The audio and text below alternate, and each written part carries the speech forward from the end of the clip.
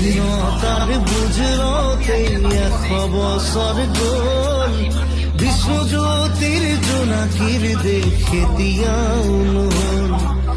মানৱৰ মাজতে আজি দানৱৰ হুংকাৰ পঢ়া শুনা সংস্কৃতি সকলো অসাৰ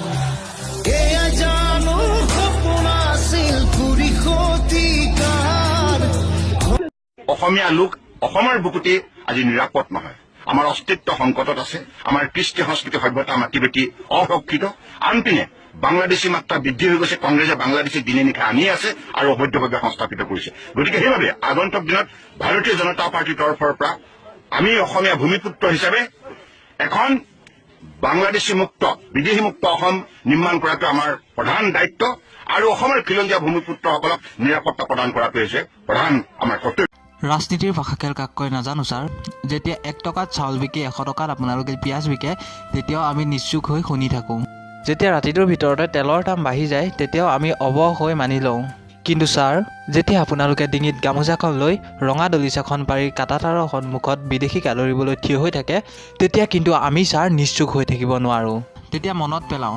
সেইজনেই আপুনি নে যিজনে জাতি ভেটি মাটি ৰক্ষাৰ বাবে অসমীয়া ৰাইজৰ ওচৰত ভোট বিচাৰিছিল তেতিয়া নিজক প্ৰশ্ন কৰোঁ এই আঙুলিটোক প্ৰশ্ন কৰোঁ এই আঙুলিটোৱে এদিন আপোনালোকক ভোট দিছিলোঁ আপোনালোকে কৈছিলে যে যেতিয়া বিজেপি জিকিব তাৰ 5 দিনাই বাংলাদেশী তালি টোপোলা বান্ধি দৌৰিব লাগিব এতিয়া ক'ত গ'ল আপোনালোকৰ সেই প্ৰতিশ্ৰুতি আপোনালোকৰ সেই কথা এতিয়া সেই কথাৰ সম্পূৰ্ণ বিপৰীতহে হৈছে কেবৰ জৰিয়তে আপোনালোকে লাখ লাখ বিদেশী আনিবলৈ লৈছে এটা সৰু ল'ৰাই বহুত ডাঙৰ কথা এষাৰ কৈছিল চাই লওকচোন নাগালেণ্ডত যদি নাগাৰ দপদপনি চলে বিহাৰত যদি বিহাৰী দপদপনি চলে পাঞ্জাবত যদি পাঞ্জাবী দপদপনি চলে আৰু ৱেষ্ট বেংগলত যদি বেংগলীৰ দপদপনি চলে তেন্তে অসমত কিয় অসমীয়াৰ দপদপনি নচলে অসমত কেৱল অসমীয়া খিলঞ্জীয়া ভূমিপুত্ৰৰ দপদপনি চলিব এয়া স্পষ্ট কথা হয় অসমত অসমীয়াৰ দপদপনি কিয় নচলে কিন্তু চলিব অসমত অসমৰ দপদপনি এতিয়াৰ পৰা চলিব